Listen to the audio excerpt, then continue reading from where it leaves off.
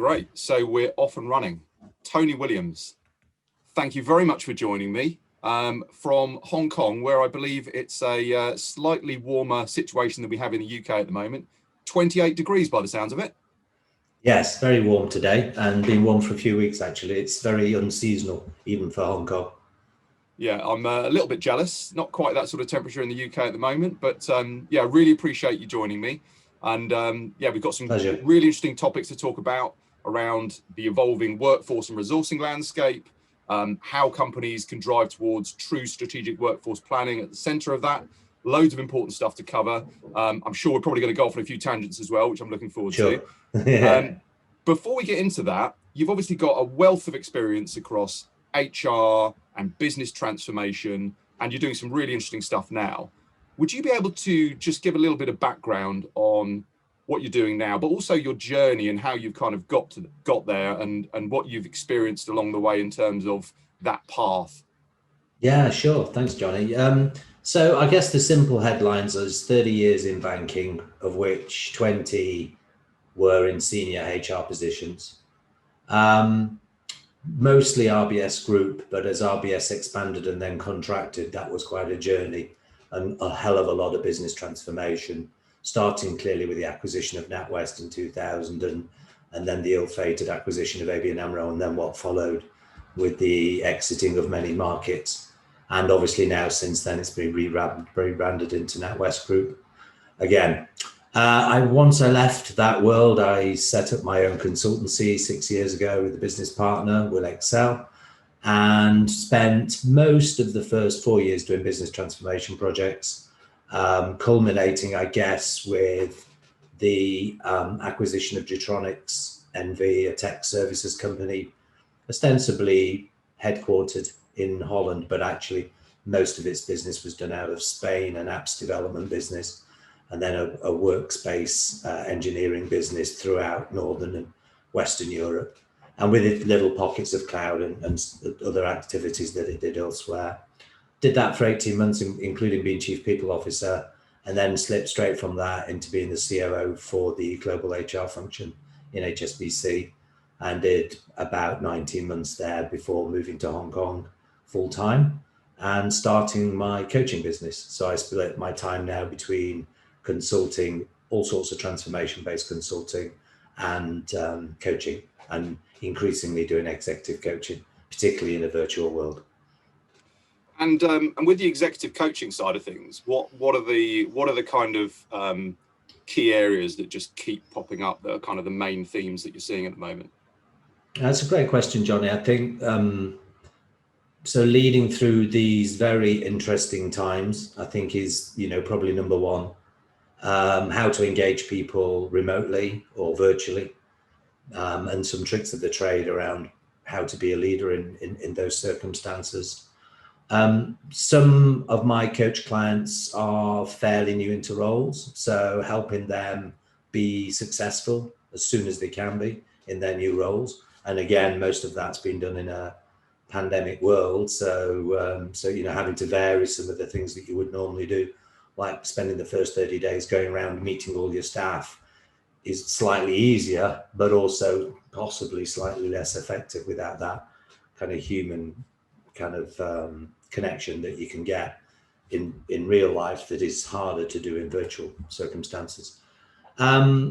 And then I guess a couple of people who are leading functional change and some of the normal challenges that you see in functional change, some resistance, some how do I convince the key stakeholders that we're doing a good job, and how you present your story in terms of the transformation, both upwards and downwards within the organization. So it's a nice mix of different circumstances, to be honest, Johnny. Yeah, and it's really interesting you bring up the point about virtual versus in person. Like obviously in the UK, with the kids went back to school a week and a bit ago, and it's interesting to see people almost there's a transition to going back to seeing lots of people in person, and I can see the same happening from a business point of view. Like when the first pandemic first hit and the lockdown kicked in the UK, I was used to doing lots of Zoom calls and stuff anyway, but a lot of people weren't, and a lot of people were really fatigued by it, found it really, really difficult. There's part of me that sort of thinks that when things ease off again, the opposite will happen, where people are so used to, they've got conditioned to doing stuff via video conferencing, And then when they got to start meeting people in person, they're just going to feel completely exhausted from all the social interactions. I think it's going to be quite an interesting transition. Yeah, I think as always, Johnny, there's not one answer. I think, different people are different types of people in terms of how they interact with people. I mean, to use I guess the simplest thing that people know a lot about is obviously Myers-Briggs and introversion versus extroversion. Introversion being able to kind of be a self-starter, extroversion needing other people to generate some energy and then to perform. And as a quite strong extrovert, being, working from home 12, 13, 14 months now with a subdued level of interaction with clients other than on Zoom or Teams, is really challenging, right? Whereas if you're naturally somebody who's good at working on your own, self-starting, it tends to be slightly easy for you. However, that said, I think your question's a good one, because when we are all able to go back to the office properly, I do see a real need for everybody to try and connect back. So I think we'll see almost a complete swing of the pendulum back. And then I think over time it will come back to something between the two. I think people have enjoyed working from home, but not 10 months solid. And I think the new normal, to use that horrible phrase, the new normal will be, 2 days a week from home, 3 days a week in the office. For those that can and those that have the choice, I think a lot of people I talk to see that as their kind of long-term balance. Yeah, it makes sense to me that it will normalize with some sort of blend. And I just think that, in general, humans are very adaptable. And hopefully this just kind of adds to our skill set rather than kind of polarizing it one way or the other. Totally. Okay, so some of the topics we're going to talk about today, they kind of center around this idea of true strategic workforce planning, understanding what the business priorities are, linking that clearly and pragmatically to what needs to be done, working out the best way to do it, and getting it done effectively and realizing great results from that. And I think there's various factors that play into why companies find that very difficult. But if you were to kind of summarize what you see in terms of when you've looked at that type of activity and you've been involved in that type of activity a lot yourself, what do you see as the main hurdles that historically have stopped people really progressing with that? Yeah, I think it's a really tricky question, because, the challenge of strategic workforce planning has been one that's been dogging organizations, I guess, for a better phrase, for at least 20 years and probably a hell of a lot more. Certainly my experience goes back to, I guess the early 2000s. We were talking about strategic workforce planning and the need to do better as an HR function in the early days of RBS, just after it acquired NatWest Group. And so I think that one of the challenges, historically, poor technology. I think historically a HR function that oscillated between not really being interested and only being interested in part of the agenda, namely resourcing. I think not really having a clear idea on how strategy links to operating plans. So really being on the back foot in terms of calling out key skills is something that I've experienced again through 20 years plus of organizational life, looking at this topic. And then I guess the final thing would be to hold the business a wee bit to account, to say how good is the business at even forecasting resource requirements in its broadest definition from the business plans that it has. And, part of that's HR capability, not asking the right questions and probably not having the right tools. And then the other half of that question really is, has the business really thought about what it wants to achieve? Or is it, emergent? And no better example than when I was in the investment bank. And, inevitably you would look quarter to quarter at the resources, the markets, the revenues and the profits. And, it was a standing joke in investment banking that you would hire all the way through from, February to July, and then you'd start reducing your staff from late August through to the end of the year. And it was every year. And you could set your calendar by it in terms of, is this the week we start to reduce headcount again? So, and that was typical in the investment banking industry, not just in the particular organisations I was party to. So I think business has to be held to account as well in terms of that. In some business line sectors, that real short-term focus again doesn't help anybody with strategic workforce planning. Yeah, and I think when you look at the different engagement models or modes of getting work done, whether it's hiring a permanent employee, engaging with contractors or temps, or getting outsourcing work to be delivered under a statement of work. These things, to understand how most effectively to use all available resource models, the business really needs to nail what it actually needs to get done. And I feel that's something that things like the pandemic are probably going to be a positive driver towards that, because it creates this urgency of what are we doing, where are we going, how much are we spending, what are we getting for that money? And people, there's no coasting. No coasting can really be justified. But it does also raise the question of where the resource center is controlled, or who controls that, which function, because obviously you're going across HR, operations, procurement. Where do you see that kind of balance of, not really power, but balance of responsibility? Does it ultimately sit with the CFO? How do you see that being distributed within organizations? Yeah, again, a great question, Johnny. I think I'm probably still fairly ambivalent about where it physically sits in terms of, does it report up into which stovepipe? I guess there's a few things that we should probably chat about in terms of the things that are important for whatever this resource center, as you call it, whatever the resource center has. There's some attributes that it should have. I think through my experience, in the latter days of my RBS experience, the equivalent of a resource center would have been the way that we had an overview of headcount top down. And that was really a co-production between the COO of the investment bank and myself as the chief people officer.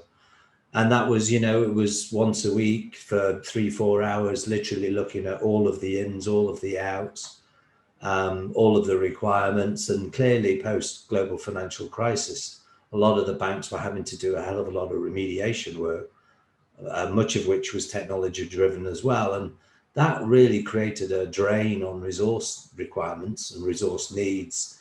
And, it was very hard to balance that with kind of keeping the show on the road, as well as we were at the time, contracting the organization and exit some product lines.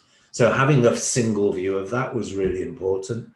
And that's probably the closest in my RBS life I got to a single view of strategic resources, albeit it was in an operational context at that point. I think when we'd acquired Getronics, we had some very hard financial targets to achieve, very clear sponsorship from the CEO, and we put in place a resource model, which is like a resource center. I chaired that, the COO was there, the CFO was there, the CEO occasionally participated, and the presenting different business divisions and heads would come along with their business requirements. And this was a business that was in about 16, 17 countries. So it was also relatively global. And we used to do, again, 3 hours a week, every Wednesday. And we literally went through line by line every resource request. And that was either permanent resources. And it would, in that business at that time, permanent resources would also include quite a lot of project work. So we had quite a good project perspective. And then obviously some of that project work had to be outsourced to consultants, contractors. And I remember at one stage we got to something like 18 definitions of resource that were all factored into that model. I chaired it. We also looked at gross margin of every project that the organization did to prioritize where we would put resource. And we did that. Really painful for some people around that process, but we hit the financial targets that we needed to hit, and actually was a good model in the context of what it was. It was a good model of trying to get the resource center into concept into place. And then I guess in my HSBC experience, it was much more of a business-led HR support, COO support. The group COO was very kind of strong in challenging, but it was more of a traditional model with the CFO just looking at headcount, the COO looking at the kind of the total picture, but not really in that kind of proactive strategic resource management. And as I left HSBC, it was still an exam question they were still trying to solve for, in truth. Yeah, I mean, when you talk about the model that you had at Getronics, that sounds pretty sophisticated. It was possibly fairly manual compared to what you might be able to do. It's amazing what you can do with an Excel spreadsheet, Johnny. Exactly, but the clear direction from the C-suite and the way that was driven, just makes a lot of sense. But the business had a clear objective, and I just think that when you look at strategic workforce planning, and when you look at different resource models, and there's a lot of effort involved in working out what do we really need to do. It's all very well having financial targets and hitting budgets but for a business to actually kind of put the brakes on and say, what is it we're actually looking to achieve? What's our objective? How are we going to get there? What are the component parts that we need to get there? How do we break that down into pieces of work, and how best do we get that done? That's a lot of effort, but it's hugely valuable. And I think obviously the drivers for that within Getronics was the fact that you had these crazy financial targets. I've been in that situation before, and it focuses the business and it focuses the mind very clearly. And I think the pandemic is offering that opportunity and those drivers for a lot of businesses at the moment. It does make sense, and it ties into all of the kind of leadership concepts about having a clear vision of where you want to go and getting everybody on board with what you're doing to try and achieve that. It's like when you hear, top sports professionals talk about their clear focus and that every day, everything they do has to contribute towards their goal.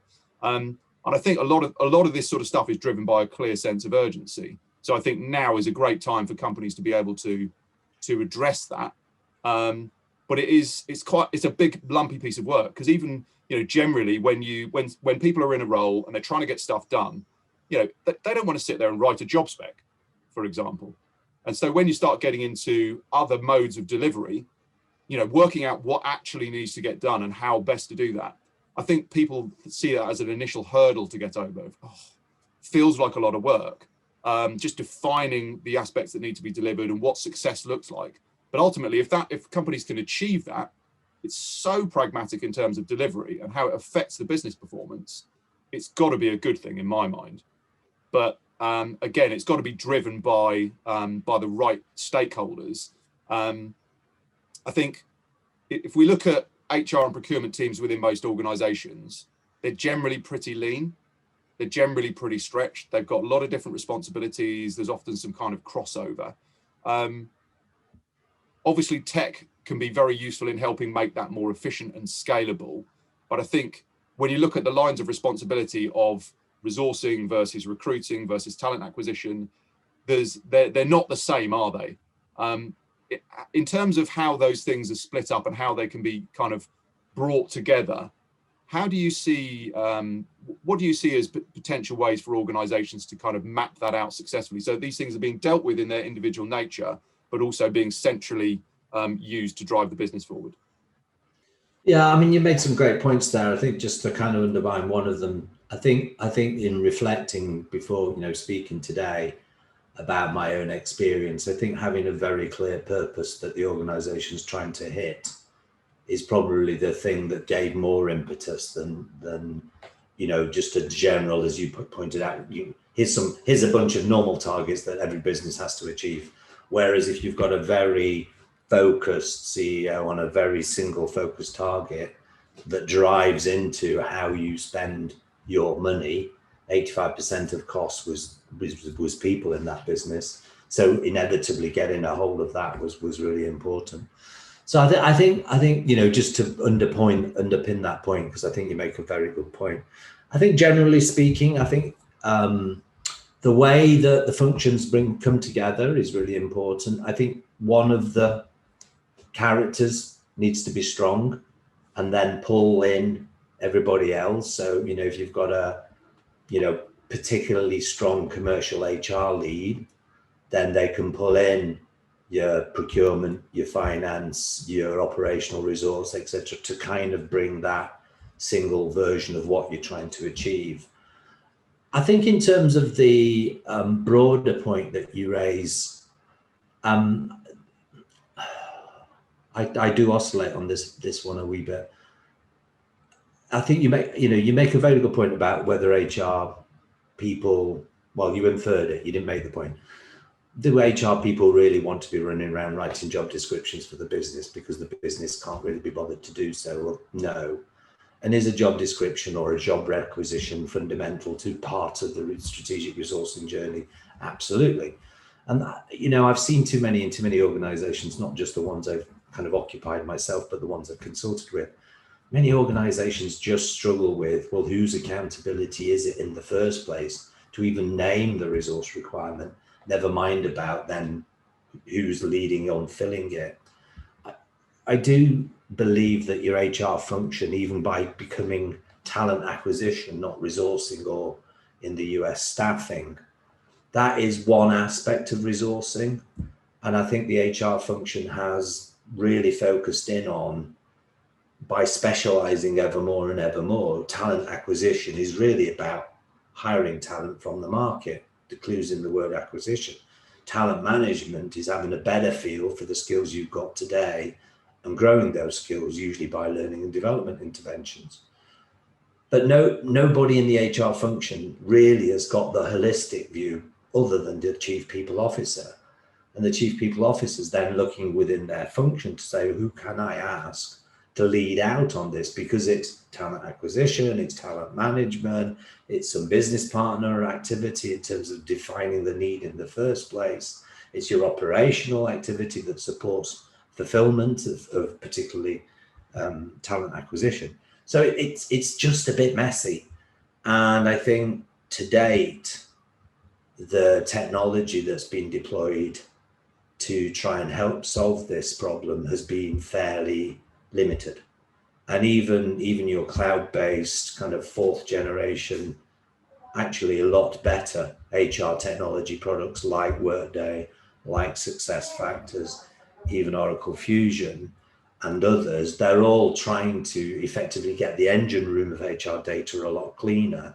And then you can plug and play or build on the modules that you need.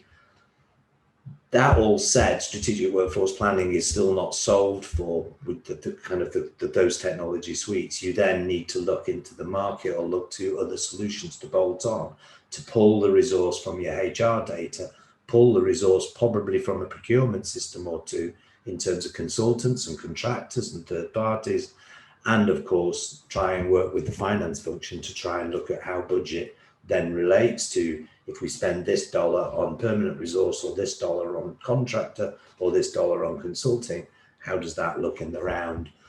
And I haven't yet seen organizations get that right. And that doesn't mean it doesn't exist. It's just, I think, as we're coming out of the pandemic, to your point, the opportunity is now for organizations, particularly as many organizations will have very tight financial circumstances, then I think it's an absolute business necessity. And going back to the first point that we both said, if you've got a clear business necessity, then it should happen. Yeah, and I totally agree with what you're saying about kind of pulling all the different strands of information together. I mean, there's definitely much more of an acceptance of best of breed technology in specific areas. You know, a permanent hiring platform clearly is predicated towards different things to a contingent hiring platform or a procurement system.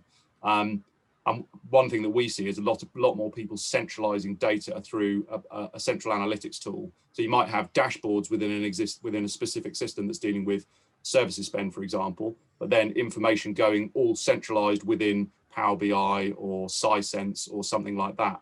So that then allows the individual functions to do what they need to do on an operational level and have your best of breed workflows managing different areas, but then centralize that data so you can make those strategic inferences.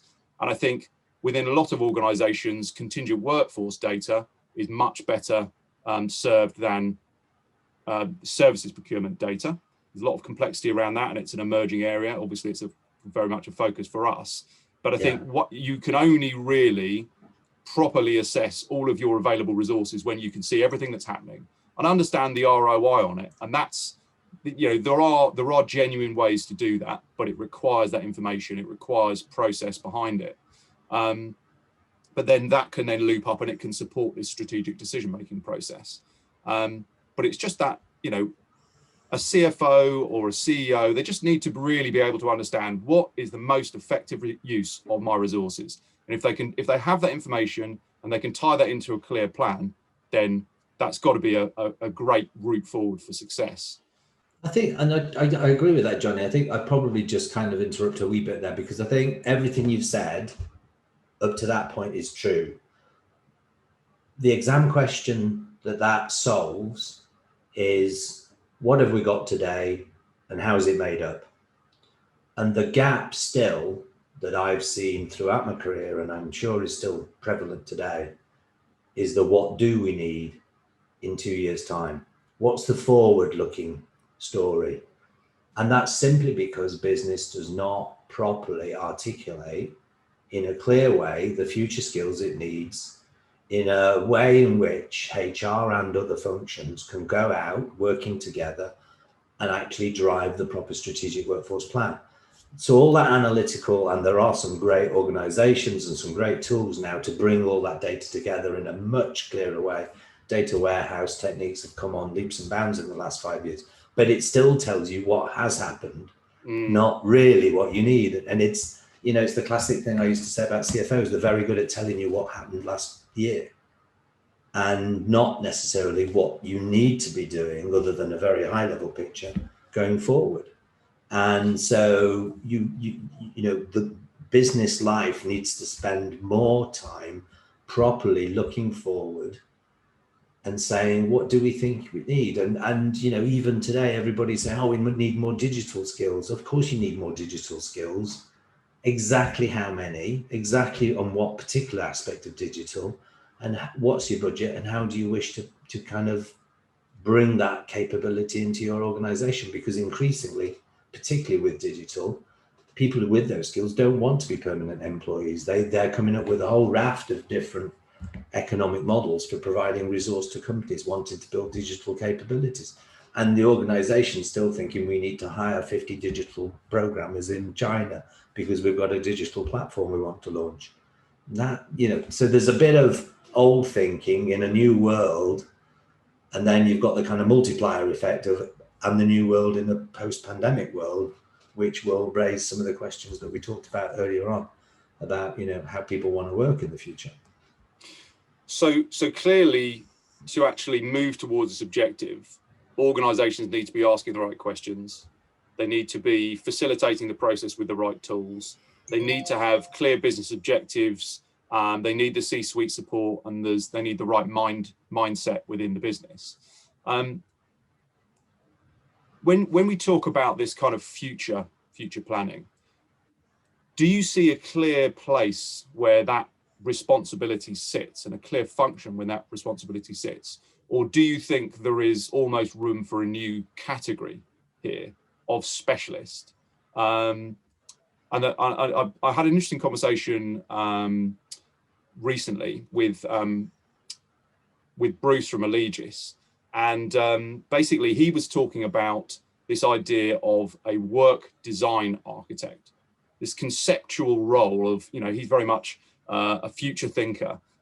He was basically sort of saying, is there an opportunity for a role that's specifically designed to be sitting there looking at all the information that's going on in the business, looking at the trends in the market, and really driving towards saying this type of role is going to come up in 5 years? And is that going to be an important part of the infrastructure? Or, so that's Bruce Morton's point there's an opportunity there. And he wrote a book about this sort of stuff prior to the pandemic, which then the pandemic kind of accelerated some of his suggestions.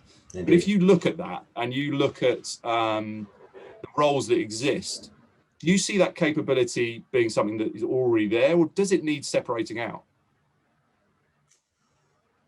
I think some of the skills you've described do exist. I think part of the challenge that brings is they exist in parts of roles in different parts of the function. So inevitably job design, in my opinion, is a core HR skill and has been for many, many years. The challenge has been job design has kind of sat in two camps. You've got the job design, kind of org design bit, which a good HR function would probably have a capability in. And then you've got part of the kind of fulfillment of that sat between resourcing, talent management, and then even compensation and benefits getting involved in terms of job size, because that then determines, quite a lot of things. So I think job design in its strategic sense has sat as a potential capability in HR, but has been fragmented. Does it exist in its pure form? Probably. I'm sure some tech firms probably have something that resonates along these lines. I've not seen it myself, but I would be surprised if, particularly, in kind of biotech or technology more generally, particularly where they've got long life cycles for product, I would imagine that it's a key part of the capabilities to plan forward all of the skills you need to bring that product to market and all the revenues that then brings. It's not my experience, but I would imagine that's more prevalent in those kind of sectors. Should it exist? Yeah, it should. And I think personally, I think it's a core skill of HR, and I think there is a role in HR for somebody to be effectively strategic workforce planning or head of strategic workforce planning. But there's a whole different podcast we could do about the pros and cons of that, to be honest. Yeah, I think the thing I find interesting about it is the concept of job design versus work design. Yeah, precisely. And I think, as you alluded to there, it's the forward planning within an organization is tied to the organization's clear direction, clear sponsorship on that being important. And it's down to these just overall objectives. What does the business need to do? And then what does the business need to achieve to get there? And that could be, that's just work that needs to be done. That's just effort and objectives and outcomes. And then I think that's where there's a real opportunity to unpick that information and work out what's the most effective way to do it. We definitely have seen recruitment MSPs within the market starting to offer really quite sophisticated services around kind of bringing all of this information together. But I think organizations are also looking at this as well.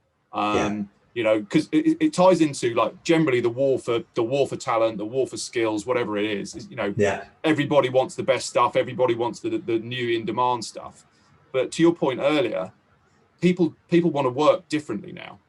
And I think it also ties into some of the softer stuff, more brand related things around big organizations that are becoming more and more and more and more. The most important thing is their brand and what that represents, because that really ties into the ability to get work done as well.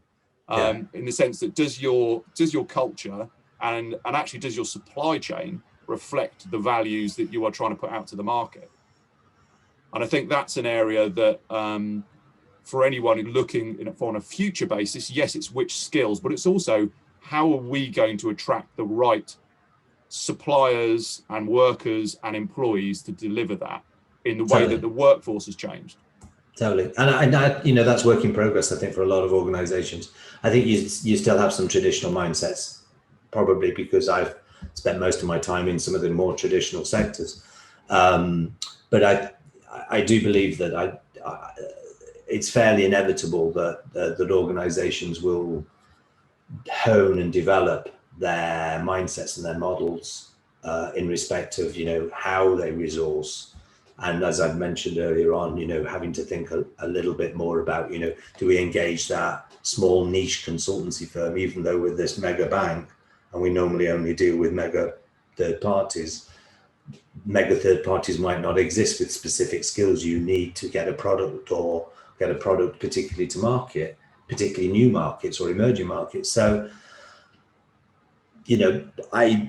I am convinced that organizations are going to have to change some of their mindsets. Just going back to something else you said, so HR functions more recently have been spending a lot of time looking at things like target operating models, ways of working, practices. So kind of going beyond that job design to the work design, a lot of the effort in those areas has been about getting an optimum work design template, but probably with a lot narrower parameters than you're inferring. And I agree with that inference as well, that it's a good start, but much more needs to be done. I mean, the classic example I've seen is an HR function sometimes annoying the business leadership about spans and layers, as opposed to having a proper strategic conversation about how work gets done around here and what are the options and how can we do this more effectively, rather than go, your span of control should be 8 and your layers should be no more than 6. So it's become a bit of a task, the way a lot of HR functions have deployed it, rather than get into a much more strategic conversation about proper work design. So I just wanted to kind of circle back on that point, because you kind of prompted something that, again, I've experienced in the past. Yeah, that's a very interesting one. So do you think when you're looking at, for example, spans and layers, is it just too formulaic for the operating environment we're in at the moment? And it's applying something that, as you say, that could annoy the business, because the CEO's looking at that and going, well, you're addressing this at this level, but what we want to do is address everything at this level of, this is our objective. How do we most effectively achieve that? Yeah, I mean, without overly criticizing the profession, I'm still a member of, when organizations start doing 9-box grids for talent, which is a good model to try and segment talent into different areas so that you can then prioritize limited spend towards development, however organizations do it. That then became a tool by which HR just made operational, and we lost the strategic value out of it. Then you look at kind of performance management and HR, they're again going back to the business and saying, here's your performance shape, it should be a bell curve. You've not got enough lower performers in your bell curve and you need to go again and go again. So you turn what could be a good management tool in terms of challenge decision making into an operational pain in the backside, quite frankly. And so then, here we are, here's another model, spans and layers, your spans and layers, the good practice suggests spans and layers should be this, this, this, and this. It says in the textbook here, or X consultancy have told us this is what it should be. And it's deployed again. And then it just becomes a task by which we forget to engage. So I think the HR capability that is a passion of mine that is still lacking is the ability to take a quite helpful tool, sit down with the right decision makers and use that tool as a facilitation support, not as a blunt instrument, you need to fill in this grid, etc., etc. And it is a HR capability gap that still exists today in many HR functions, that ability to take what could be a good strategic tool and use it and deploy it really successfully for the business, as opposed to operationalizing it, dumbing it down, and then it just becomes a transaction. Yeah, I guess it's not the end game, is it? It's all about what these tools deliver. And again, yes. I think that comes precisely back to that. And I think it comes back to that overall strategic responsibility for an organization to say, where are we going? What are we doing? What do we need to achieve? Because otherwise, how can you possibly gauge results anyway? To be fair to people in HR functions or other functions where the business is saying, but what does that mean? Is it good or bad?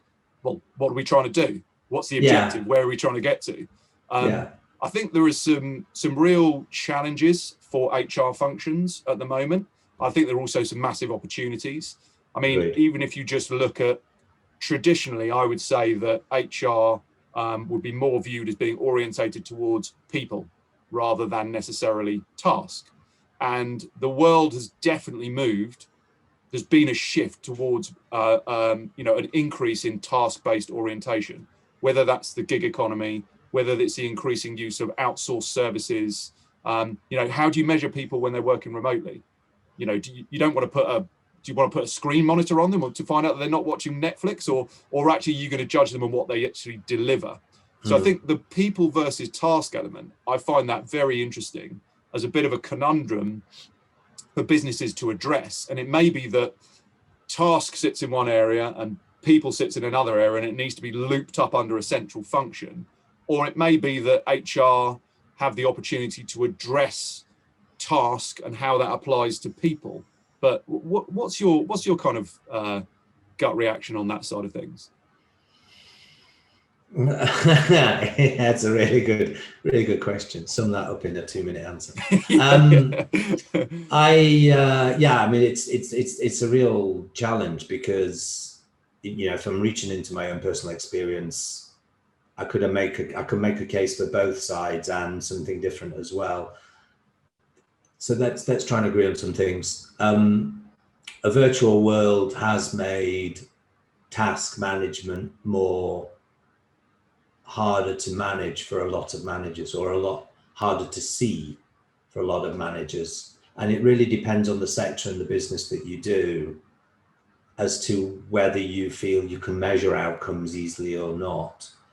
So if you're somebody who's managing a virtual call center, then you can very easily see the metrics that particular operator has managed in any one period. When they were online, when they're offline, just as it was in a real call center. So managing the task of, how much have they done today and what's the outcomes today, easy.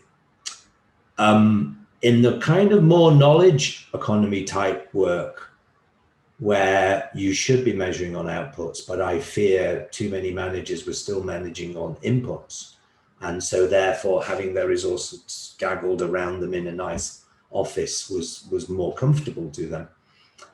That has been a real challenge for those type of managers that like to see the work effort, the input, and probably traditionally have been less comfortable with just measuring by outputs. I think, we didn't need a pandemic to open that up or not. That was a trend that was happening anyway, which was the world was moving more towards an output desire, but still had some leaders. And I spend a lot of time with managers and leaders, and we still have some managers and leaders who would be honest in a quiet coaching conversation, say, this working from home is great, but I can't wait to get everybody back in the office. And, you have a sneaking feeling there that, really why that is.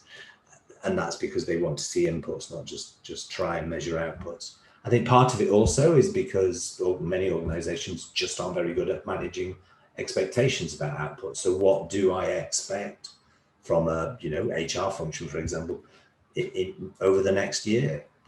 It's not something that we're very good at. And there's a reason why a lot of large organizations are pulling back on their performance management systems, because they just weren't fit for purpose, because it was neither measuring the inputs or the outputs very effectively, but was a very cumbersome process for many involved.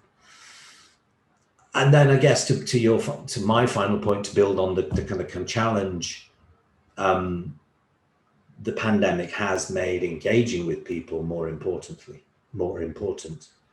And whether you manage by task, or whether you manage by output, or whether you manage by engaging your people, the challenge for leadership in a virtual world has, been very significantly enhanced. And I do have a lot of empathy with leaders who are trying to manage people in many different personal circumstances. Yeah. Because you see a nice Zoom screen, and some of us can even afford to put a back screen on it. But actually, behind that, you don't know what's going on in behind the facade of a false screen. If you take Hong Kong, for example, there's many people working from home in very small spaces, sometimes with 3 generations of family in behind the screen. So I think leading in a global pandemic, lockdown, working from home, ideally world, has been really challenging, and I think a lot of leaders are coming through that now, but a lot of people are also struggling to kind of work out. You started with this point, what's the new norm?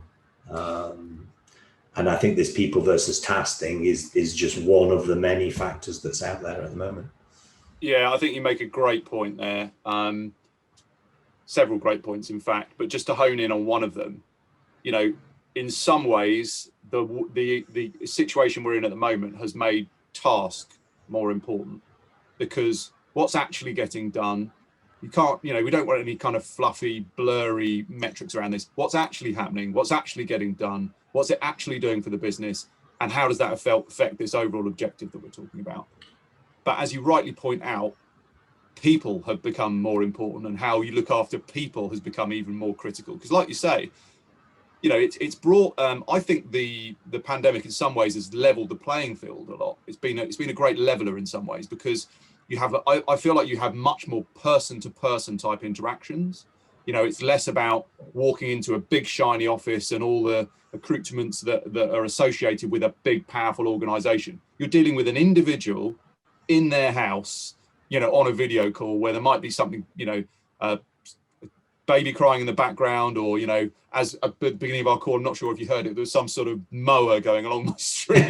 Hopefully it wasn't too audible, but in an office situation, people generally don't bring their personal issues to work. But now people who are managing teams and working on that people basis, it's unavoidable that you're going to have situations where people are like, oh, well, I've got to take the kids to school, or I've got to do X and Y, or it's difficult to do a meeting at a particular time because of their personal circumstances at home. Who's going to get the quiet room today, sort of thing. So I think you make a really, really good point, and I think that's one of the questions that I think is really interesting around this whole thing of the evolving role of HR and people versus task. And that's something that I'm very interested to see how it plays out within organizations that are really transforming at the moment, because both are just so important. And it's almost like both have got more important. But maybe it's that the essence of addressing people and the essence of addressing task have elevated and become more important than this is what the rule book says. In the sense that, I agree with that. I think to an extent the rule books, it's out the window a wee bit, because basically we have to start again. I think in many organizations we have to say, well, how do we want to operate? It's raising fundamental questions. I mean, we know from a business perspective, for many businesses, and I come from 30 years of banking, there's no doubt that banking and digitalization of banking and customer acceptance of the digital banking world has been accelerated. It's probably gone through 5 years of maturity in 12 months in many, many markets, including Hong Kong, which traditionally is a very paper-driven, like to go into the branch world, very traditional banking model. And they're taking to digitalization here very, very rapidly. So tasks will become more automated. They will become subject to better technology. They are therefore becoming more important in many ways. But over time, that will just be something that happens. My belief, and there's a clue in what I do, but my belief is the people is the bit that you need to focus your energy on going forward. How do you engage people in a digitalized world? How do you engage people in, I see 2020 as a bit of a practice run for what life beyond 2025 might be for us all. And if we look at mental well-being and we look at some of the other aspects that we're learning about now as data is starting to be analyzed, there's a lot of hard work needs to be done in the next 3, 4, 5 years to make sure that we create the workplaces of the future that engage people, look after their health and well-being, and emotionally connect, and also connect with them emotionally. The rise of emotional intelligence is something that I'm sure will be more and more prevalent over the next 5 years, and one of the reasons why I've started to spend a bit of time on that subject as well in my coaching. Yeah, that must be a really interesting area of coaching, and I think that emotional connection, it applies to any type of talent that an organization are bringing in, really, because it, as I said before about this brand, what the brand represents, what the purpose of the organization is, that's become more important whether you're engaging with, and we've seen it in certain areas of the supply chain even, where social, cultural issues have come up, and suppliers have even said, I don't want to work with that end organization anymore because I don't agree with their stance on a particular issue. And so that emotional connection, behind behind a perm employee, a contractor, or a supplier delivering outsourced services, there are still people, and that emotional connection, as you say, is very, very important. And it ties into this whole brand and purpose type presentation. When you're coaching leaders on that side of things, I'm assuming you probably see quite a spread of, some people are naturally good at that sort of stuff. Some people it needs to be a bit more of a learned skill. But do you see people automatically appreciating the value of it, or is there a bit of an education piece around that? Yeah, more of the latter than the former, I think, Johnny. I think the interesting observation, just tying in with something that you said earlier, in the world of Zoom or Teams, what tends to happen, and we did this before we press record, is you have a little connection. How's your dog? How's the children? How's your mother-in-law? Whatever it might be, right? And that's what you do. Yeah. And to your earlier point, if that was in the office, you wouldn't have, it's unlikely you'll have that, because you turn up often 1 or 2 minutes late because you've been waiting to get the coffee out the coffee machine. You sit down, agenda's read out, and you start going.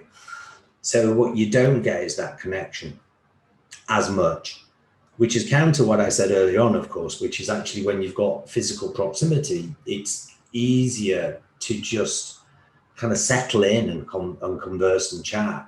But we don't do it because we're obsessed with, back to your point, the tasks. But when you have, once you've got over it, every Zoom call starts with the same thing. You're on mute, you haven't turned on your video. And then you go, how's something? And so it's only usually 30 seconds, but there's a weak connection, and you tend to do it every time.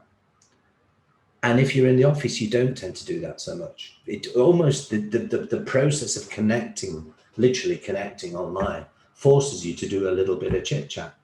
And every time you do that, you're building a little bit more of an understanding. I am convinced that managers know a lot more about their people now in a virtual world, because they're going through this process. They know the name of the dog, they know the name of the children, they know where they live, etc., etc. They might not have bothered their time before to find that stuff out. So I do think, I am an optimist, and I do think that some of the experiences that we've all had online in the last 12 months have taught us some things. But as always with humans, I think we need to try and embed them and make them become rituals and common practice. And I think the challenge, going back to your question, the challenge for me as a coach is to try and encourage leaders. What have you learned about leading in a lockdown virtual environment? What can you take from that into the workplace? And what didn't you get in that? And what will you bring in back or accentuate in the workplace? And if you are staying in a virtual world, what will you do different? So it's forcing that reflection, which is what a good coach should always do. Force the reflection for every leader to think about, how can I be a better leader next year than I was this, learning from what happened last year. And that for me is that's why I've kind of moved into coaching, to kind of bring more of that perspective into what I do. Yeah, and it's, as you say, it's that personal connection from just being, as I said, it's kind of leveled the playing field a bit. You're talking to someone, and they might be in the dining room because they can't go in a different room or whatever it might be. So you're just getting a window. People aren't necessarily wearing business dress so much. The facade is kind of dropped a little bit, but we've also all got like a common problem that everybody around the world is dealing with, which is just totally unique in our lifetimes. That there's this one thing that everybody knows about, and everybody's possibly got have some issues because of, whether it's affecting the logistics of their lifestyle, or family members, or illness, etc. So yeah, I do think that you've got this weird conundrum of people coming closer together, more disconnected.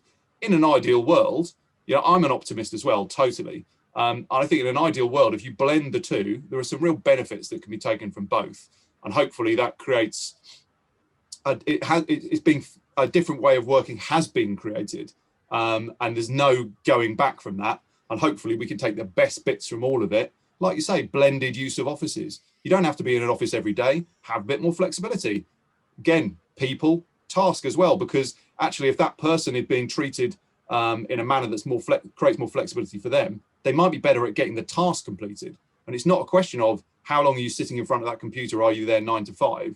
did you get the task done? What is the task? But also, if you're looking after the person, they're in a better position to be able to deliver that task. So yeah, I think it's a really interesting area of discussion. And, you know, think of all the studies and textbooks that will be written on this period in time. But yeah, there's some really interesting kind of learnings coming out of it. As I say, with the coaching side, it must be very interesting for you, hearing the stories and seeing how it's affecting people.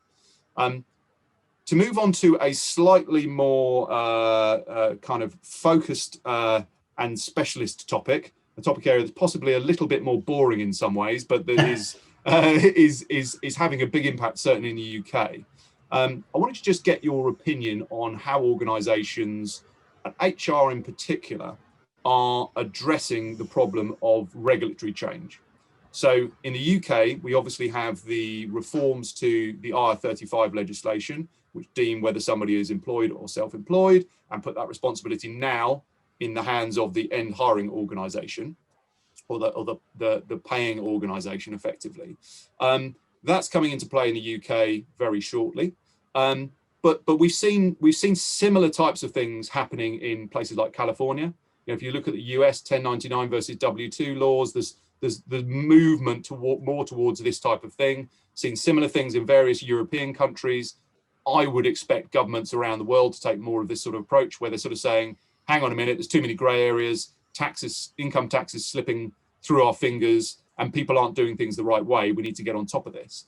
But in terms of how you're seeing companies address this, what's your kind of take on that from what you're seeing in the market? A great question. I mean, undoubtedly, if you go back to first principles, why are governments encouraging this, right? Basically, tax revenues are leaking. And so there is a push in many jurisdictions to increase tax revenues. You throw a global pandemic and all the financial consequence of that, then there's only one direction of travel from what I see, and that's yet more pushing into collecting every single tax dollar that you can legitimately for the right reasons. And there is a perception that the contractor market, I guess, to use the UK definition, is an area where there has been significant tax leakage or missed tax opportunities as far as the HMRC is concerned. So obviously we have the changes to IR35 as you referenced them, and in other jurisdictions, the same theme, the same drivers is causing the same reaction, which will create their version of the same thing. The challenge with IR35, or managing and mitigating IR35, it plays to the very thing that we talked quite a lot about earlier on, which is how good are organizations at strategic workforce planning. And as we know from spending time together on other events, we know that there are business leaders who liked the more flexible use of contractors, because whatever knotty regulatory problem was thrown at them this week, they could throw their contractor resource at that, spend 4 or 5 weeks noodling that, out comes a project, and then they throw that same contractor, because they've got a set of generic skills, onto the next problem. And you know, I spent a lot of time in banking, and contractors were a significant part of the resource deployed to address post-global financial crisis remediation, along with the big consultancies. A lot of resource and a lot of cost was spent on remediating either data, files, processes, or technology to make banking more secure and stable for the future, according to the changes in regulation. So then to go back a bit narrower to the question, I guess, that you're really asking, which is, you know, how good are functional responsibilities in readiness for some of these changes? I guess there's two perspectives. One is these changes aren't always terribly clear when they're first announced. So there's a lot of guesswork goes on. And IR35, it was weird because I was involved in a bit of IR35 planning in a previous life.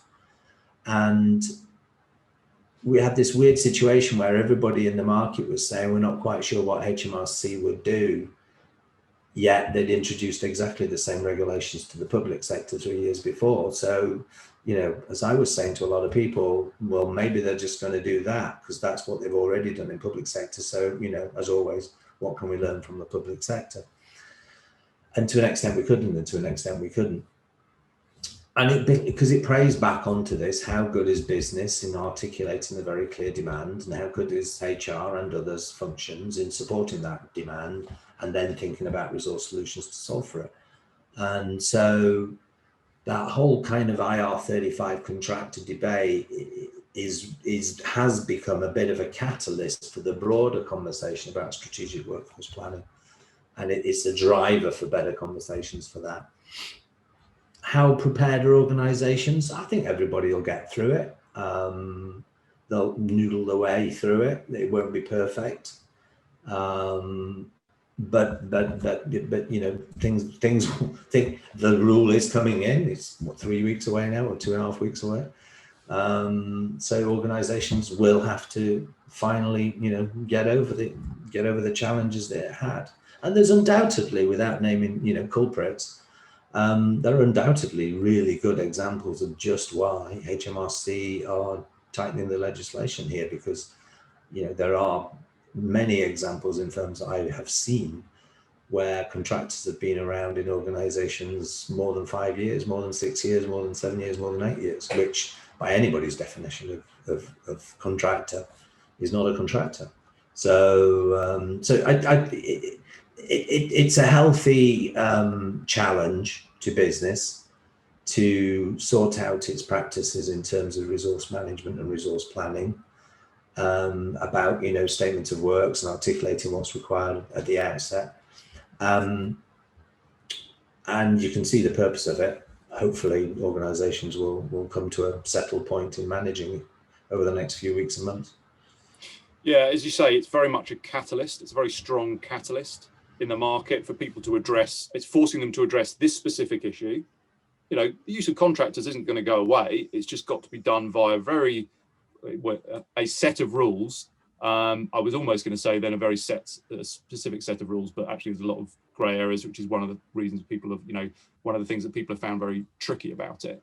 But the use of contractors is not going to go away. It just needs to be managed more closely. Pardon me. And it has made organisations address more widely, well, what other ways are there of getting work done, and how are we getting work done at the moment, which is, raises the important point of addressing, before you even think about how you're going to resource something, what is it you need to get done, and then what's the most effective way to resource that. Whereas I think, in a lot of cases already, people will automatically just be thinking about headcount without even assessing what the outcome might need to be.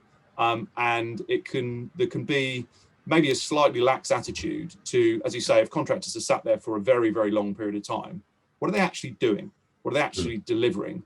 And actually, from an organization's point of view, is it really that effective to just have this resource model that is based on very woolly objectives? Ties into this very center point of our discussion around objectives and where you want to get to.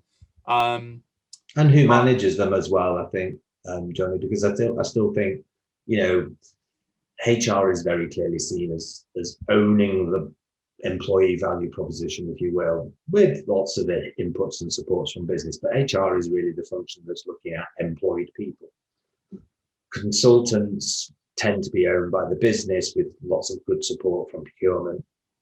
These contractor population, who actually owns them? And historically, one of the reasons why contractors stayed for so long is because it was the easiest solution for everybody involved.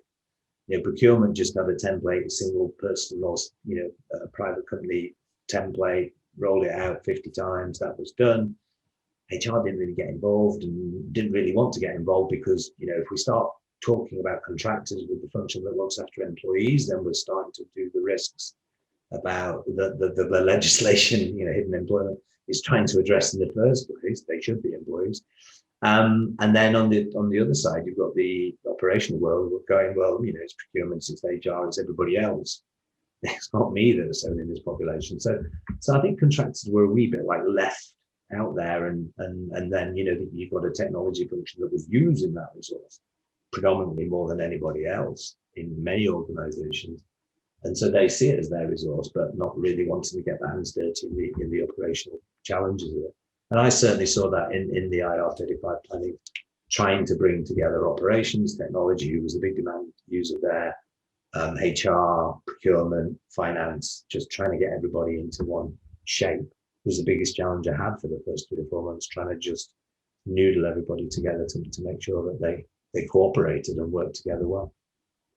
Yeah, I mean, it's a pretty complex and tricky strategic issue for a lot of companies I know that are kind of grappling with it at the moment. I have to hope that in the spirit of optimism, some positive changes come out of it, in the sense of maybe better permanent opportunities for people that maybe if the permanent opportunities were better, they wouldn't want to be a contractor anyway. But also for the people that want to be a contractor and work through their own limited company, clearer objectives, maybe potentially even more fulfillment around what they're actually delivering. And maybe it will cause people to increase their portfolio, and for companies to facilitate contractors to increase their portfolio, and just really, really clear working practices. Maybe where in the past things have been put upon contractors that probably shouldn't be put upon contractors, because they're not rewarded in the same way as a permanent employee, and they don't get the benefits that a permanent employee might have, and therefore they've been asked to do things that maybe aren't necessarily appropriate, which possibly could be caught by some of the rules around IR35. And then from a business point of view, the business clearly assessing what are they doing, what are the objectives, what are the options of how they can get that work done, and how they can most effectively go and do it. Where you mentioned statement of work, be it as a work delivery model. People are addressing that more now, but they should have been addressing it anyway, because it's not the be all and end all, but it's a way of getting work done that is going to be most suited to particular areas, where the other areas are going to be most suited to hiring a contractor. Other areas are going to be best delivered under a permanent resource. So it's forcing companies to clear that up. I think the potential kind of downsides, which hopefully will only be in the short term, is where people are making really blanket decisions, and which is effectively almost saying it's too much of a thorny issue to try and solve directly. But I think that ties into, I can understand why some businesses might feel in that position, particularly if they're in in an area which forces you to be particularly risk averse. But I think in having to solve these problems, hopefully there are some potential positive outcomes that will arise from it.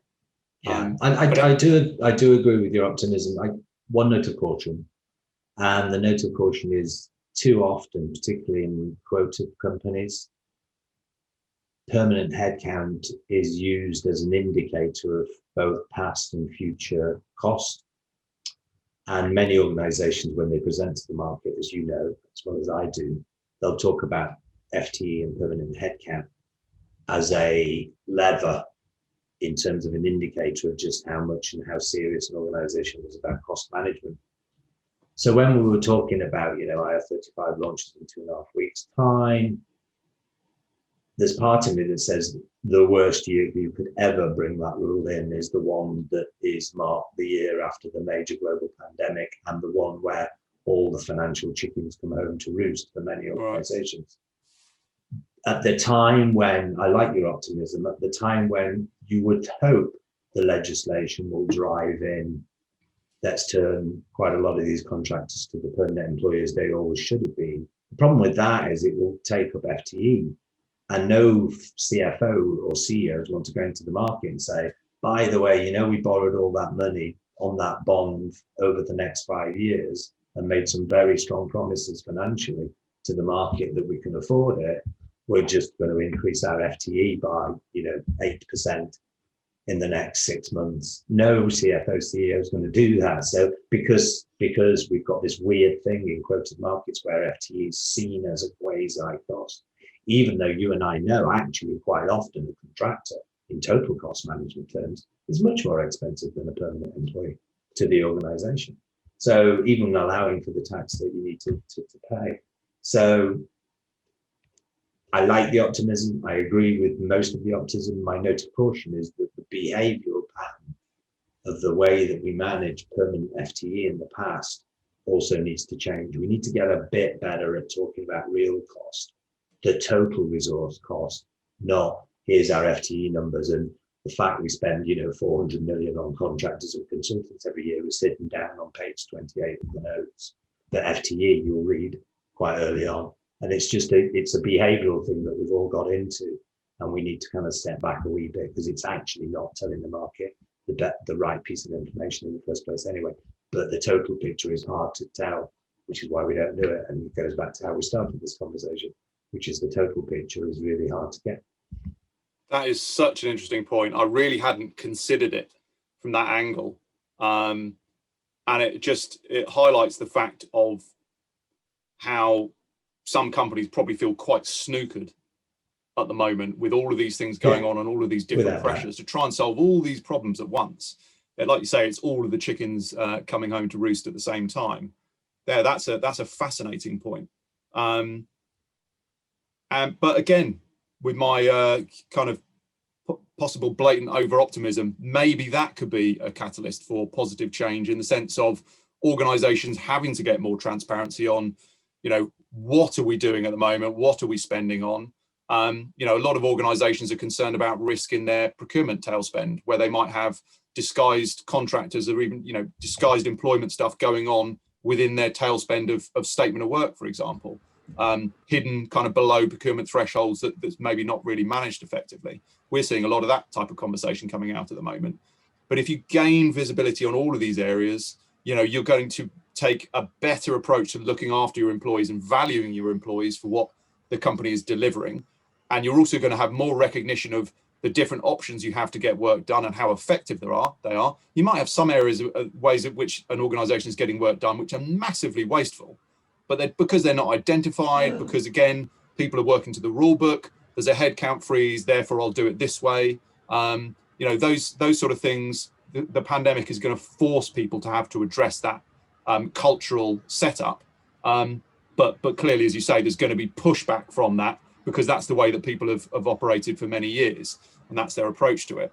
I think it's going to be a fascinating time, and it's going to be very interesting to see how companies adapt. But there are various things in play in the market that should allow companies to adapt faster. And as I say, if they're able to offer better permanent employees, if they can get permanent options and they can get over that hurdle, then that's going to be really, people are going to feel valued. People are going to have better opportunities, like say, who maybe would trend towards actually wanting to go perm if the opportunity was good enough. And for the really, the contractors who want to stay as contractors, many of them are hugely valuable resource that company is really going to struggle to do without. So they need to recognize them more, treat them in the right way, and make the effort to maintain the service delivery that they want to be getting from these areas of expertise, but doing it in a compliant manner, which maybe they've been able to kind of just not really have to bother about before. But yeah, it's the fact that we've got this regulatory change happening in the UK, plus the backdrop of the pandemic, and then you throw Brexit in there, it's a hugely challenging and interesting situation. And different people are taking knee jerks in different directions. I definitely think overall it is driving the recognition of outsourcing, because it's seen as an alternative to other work delivery models. And with things like Brexit, the kind of access to talent aspect of it, I think it's possibly going to drive that outsourcing model as well. But the bottom line is it's already massive, and it's not really been effectively addressed. So the change you'll see in it is just the icing on the cake of this giant underlying problem. And as you say, it's unearthing problems around the way that contractors are engaged, and it's unearthing problems around the way that permanent employees are considered and recognized within an organization, and very nicely ties back to our original point about the overall objectives and direction and this key of the strategic workforce plan. So I think there's some hugely interesting kind of challenges and times ahead of us. Any particular predictions from yourself over, obviously at the moment, predictions are mostly kind of off the table because who knows what's happening, but over the next kind of 6 to 12 months, are there any particular kind of key things that you're expecting to see, particularly from that leadership level? Great question. I think we've covered most of what I believe will be occupying leaders' minds. So getting back to the new normal, whatever that is for whatever company. So it's that iteration of somewhere between what we were and valued, what we've just experienced, and what we now need for the probably more digitalized world that we're now performing in. That's, I think, exam question number one. I think, and maybe this goes hand in hand. Exam question number two is, how the hell do we solve the financial predicaments that many of us have? Because, for many industries, particularly travel, entertainment, really, really struggling.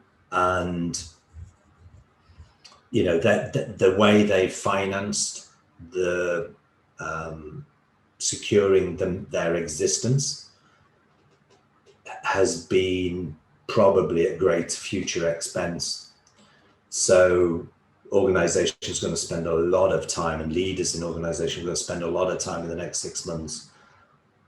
They're going to properly have to plan their financial future to meet those obligations, which will probably mean more downsizing, more structural downsizing, as opposed to furloughing everybody or taking 10% out like many did last year just to survive. That cost comes back over time unless you properly structurally change it. So many organizations, many leaders in organizations are going to have to spend the next 6 months planning for what is their financial model 3, 4, 5 years, and what does that mean both to their organizational model and their resource model, which is obviously a point of interest for us. So you've got the kind of the behavioral bit and how do we operate in the new world. You've got the financial bit, which is what does that mean for processes, people, technology, and product. And then I guess the third aspect is some sectors are really damaged as sectors. And so, again, airline industry would probably be the best example, right? And so how do you compete, but also collaborate with other players in your market to secure a longer term future? So the best example of that is, how do organizations and then governments coordinate who can travel where? Do you have vaccine passports? Do you have, if you've had a vaccine in a certain jurisdiction, does that give you, no quarantine, 5 days quarantine? Here in Hong Kong at the moment, if you come in from anywhere, and a lot of places, by the way, you can't come in from, you're subject to three weeks mandatory quarantine. And no debate, right? You're in a hotel room and you're not allowed to open the windows, you're not allowed to go out, right? So there's some industry-wide, sector-wide, governmental-wide things that some leaders are going to have to play in as well. And that reminds me a wee bit, like I was heavily involved in the post-global financial crisis and got involved in some quite knotty problems in terms of compensation and benefits and how you report conduct and so on and so forth. And what you saw is the whole industry had to change and change some behaviors that it had held good. So obviously, as I said, number one is about your own organization. Number two is about your financial promises. Number three is how you contribute to sectoral changes or themes within your sector that need a collaborative approach to solving for. So I think that, off the top of my head, is kind of three things that would certainly keep me awake at night if I was a CEO of a company, particularly of an airline. Yeah, I think the way you put that is really powerful. And there's I'm sure there'll be many people listening to that and absolutely identifying with those challenges. Hopefully there will be clear routes for them to move forward, and we'll start seeing people emerging who are setting the trends and doing things differently. Hopefully many businesses as possible can come out of this and be stronger and better to work for. And we know adversity is a great kind of crucible for innovation. And, you can't get any more adverse than a lot of organizations are finding themselves today. It's a time for innovation and creativity. So many organizational leaders need to harness that as best they can. Yeah, and I think that's a nice positive note to finish off our conversation. I did try. I really, really appreciate all of your insights, and opinions. It's been fantastic chatting to you, and I've really enjoyed it. I've enjoyed it too. Thank you. Excellent stuff. Well, listen, thank you very much. All the best with everything, and I'll hopefully catch up with you again soon. Catch up with you soon. Thanks, Johnny. See you later.